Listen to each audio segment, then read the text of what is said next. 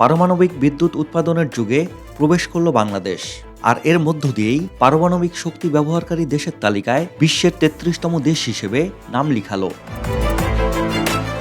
World nuclear association বলছে, এর আগে বিশ্বের মাত্র ৩২টি দেশ এই সক্ষমতা অর্জন করেছে। এসব দেশের মোট ৪১৫টি রিঅ্যাক্টর থেকে বৈশ্বিক বিদ্যুতের প্রায় ৯% উৎপন্ন হয়। এর সর্বোচ্চ সক্ষমতা ৩৮২ গিগাওয়াট। তবে এই শক্তির বণ্টন সমান নয়। কিছু দেশ এই খাতে অনেক এগিয়ে, আবার অনেক দেশ একেবারেই নতুন।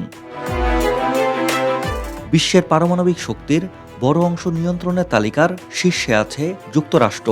তাদের রিঅ্যাক্টর সংখ্যা ৯৪, যা বিশ্বে সর্বোচ্চ। চীনে বর্তমানে ৫০-এর বেশি পারমাণবিক রিঅ্যাক্টর চালু আছে এবং দেশটি দ্রুত নতুন কেন্দ্র নির্মাণ করছে। এরপরেই রয়েছে ফ্রান্স, যার রিঅ্যাক্টর সংখ্যা ৫৭টি। তাদের বিদ্যুতের প্রায় ৭০% পারমাণবিক উৎস থেকে আসে। ইউরোপে যুক্তরাজ্য, Ukraine, Sweden, Finland, Spain, Belgium সহ প্রায় ১৩টি দেশে পারমাণবিক বিদ্যুৎ চালু আছে। এশিয়ায় জাপান, ভারত, পাকিস্তান, ইরান এবং সংযুক্ত আরব আমিরাত এই তালিকায় রয়েছে।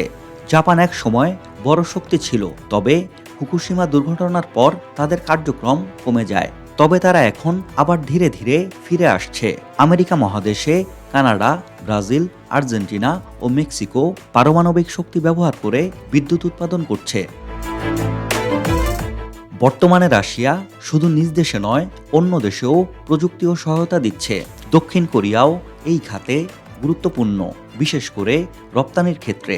এছাড়াও চীন আগামী ২০৩০ সাল নাগাদ ৭০,০০০ মেগাওয়াট পারমাণবিক বিদ্যুৎ উৎপাদনের লক্ষ্যমাত্রা স্থির করেছে। পাকিস্তান ২০৩০ সালের মধ্যে পারমাণবিক বিদ্যুৎ ক্ষমতা ৮,৮০০ মেগাওয়াটে উন্নীত করার লক্ষ্য নির্ধারণ করেছে, যা বর্তমানের তুলনায় ৬ গুণেরও বেশি। বিশ্বে এখন নতুন করে কিছু দেশ পারমাণবিক শক্তি ব্যবহার করে বিদ্যুৎ উৎপাদনের দিকে ঝুঁকছে। বাংলাদেশ, তুরস্ক ও মিশর এই তালিকায় উল্লেখযোগ্য। এছাড়া সৌদি আরব, নাইজেরিয়া, পোল্যান্ডের মতো কয়েকটি দেশ পরিকল্পনার পর্যায়ে আছে। তাদের লক্ষ্য জ্বালানি ঘাটতি কমানো এবং ভবিষ্যতের জন্য স্থিতিশীল বিদ্যুৎ নিশ্চিত করা। সাজ্জাদ শুভ, দেশকাল নিউজ।